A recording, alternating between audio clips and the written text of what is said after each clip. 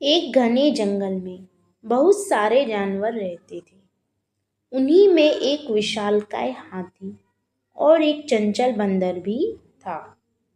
हाथी बहुत शांत और समझदार था, जबकि बंदर अत्यंत चंचल, तेज और घमंडी था। वह अपने फुर्तीलेपन और चतुराई पर बहुत घमंड करता था और अक्सर दूसरे जानवरों का मजाक उड़ाता रहता था। बंदर को हाथी बहुत मंदबुद्धि और सुस्त लगता था। वह अक्सर कहता था, अरे हाथी भाई, आप इतने भारी भरकम हो कि चलने में ही आधा दिन निकाल देते हो। अगर आपसे कोई मदद मांग ले तो वो तो मर ही जाएगा इंतजार करते करते।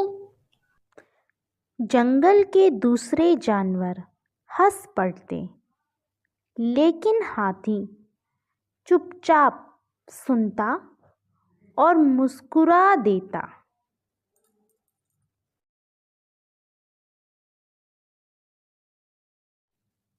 फिर एक दिन जंगल में सूखा पड़ गया। तालाब और नदियां सूखने लगी। जंगल के सारे जानवर पानी के लिए परेशान हो गए।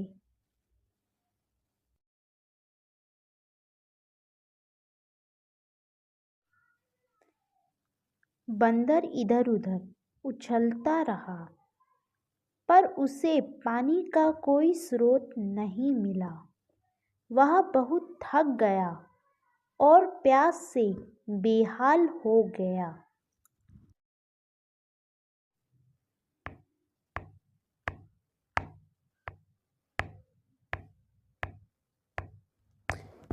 उसी समय हाथी वहां आया। उसने देखा कि सारे जानवर परेशान हैं।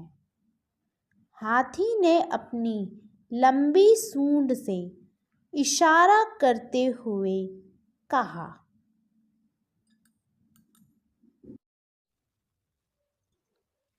मैं एक गुप्त तालाब जानता हूँ जो अब भी पानी से भरा हुआ है। मैं सबको वहां ले जा सकता हूँ।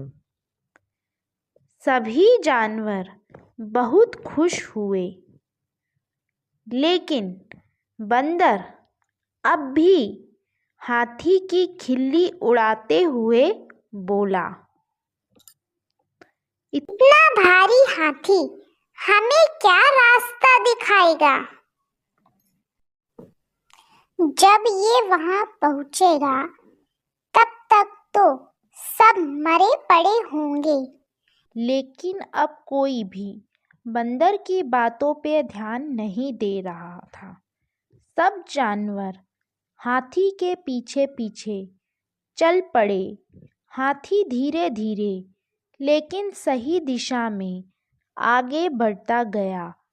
कुछ घंटों की यात्रा के बाद वे एक छिपे हुए हरे भरे स्थान पर पहुँचे, जहाँ साफ पानी से भरा एक तालाब था। सभी जानवर बहुत खुश हुए और अपनी प्यास बुझाई।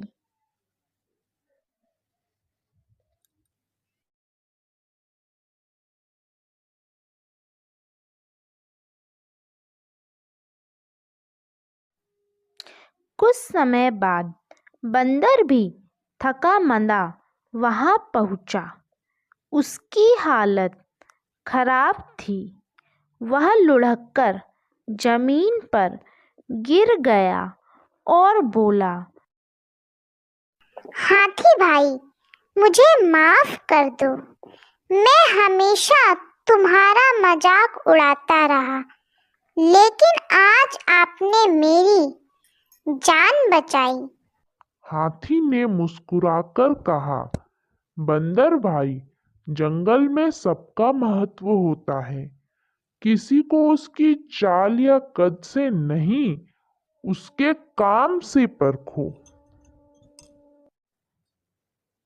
उस दिन के बाद से बंदर ने कभी किसी का मजाक नहीं उड़ाया और हाथी का आदर करने लगा।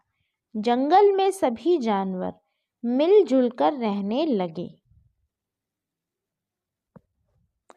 इस कहानी से हमें यह सीख मिलती है कि किसी की शक्ल, आकार या चाल से उसका मूल्य नहीं आंकना चाहिए।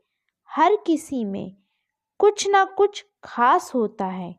घमंड करने वाला अंत में पछताता है, जबकि विनम्र व्यक्ति सच्चे सम्मान का पात्र होता है।